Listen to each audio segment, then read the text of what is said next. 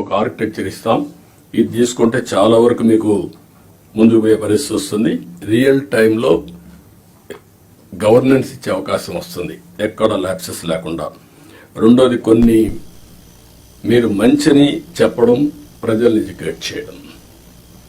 చెడు వచ్చినప్పుడు అది వాస్తవాన్ని తెలిసినప్పుడు మీరు కరెక్ట్గా సాక్ష్యాధారాలతో సహా చెప్పాల్సిన బాధ్యత జిల్లా అడ్మినిస్ట్రేషన్ ఉంది.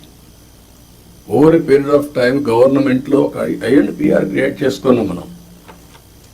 What for? ఒక అడ్మినిస్ట్రేషన్లో ఎక్కడికక్కడ చేసి తప్పులు కానీ వచ్చినప్పుడు దాన్ని కరెక్ట్ చేయడానికి ఇన్ఫర్మేషన్ బ్రాడ్కాస్టింగ్ పెట్టుకున్నాం. ఇప్పుడు కూడా జిల్లాలో వింగ్స్ ఉన్నాయి. మీరు కూడా ఇది గుర్తుపెట్టుకోవాల్సిన అవసరం ఉంది. మొన్న నేను చూశాను బట్టిప్రోల్లో పోలీసులు అక్కడ చిన్న 2 గ్రూపులకు గొడవ జరిగితే వాళ్ళు అక్కడి తోచుకుంటే దానిపైన ఇమీడియట్ గా తెలుగుదేశం వాళ్ళు కొట్టారు, ఎస్ఐ చొక్కా పట్టుకున్నారు, కాలర్ పట్టుకున్నారు అనేసే పరిస్థితికి వచ్చారు. మీరు చూడండి ఎంత క్లియర్ గా.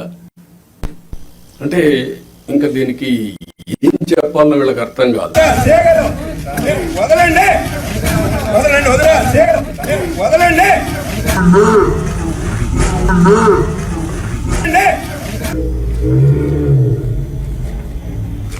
వదలమని అడుగుతున్నాడు.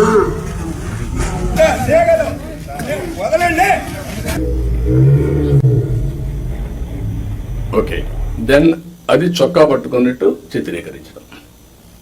అది రైట్ టైంలో చెప్పకపోతే ఇప్పుడు కొంత ఫేక్ ఫెలోస్ అంతా వచ్చేసి సోషల్ మీడియాని మిస్యూజ్ చేసి ఇష్టానుసారంగా ఇలాంటి వేసే పరిస్థితికి వచ్చారు. మొన్న మీరు చూశారు. ఈ గవర్నమెంట్ చాలా క్లియర్గా ఉన్నాం, పొలిటికల్ విక్టిమైజేషన్ చెయ్యం. అదే సమయంలో తప్పు చేసిన వాడిని మాత్రం వదిలిపెట్టాం. And I very clear on that.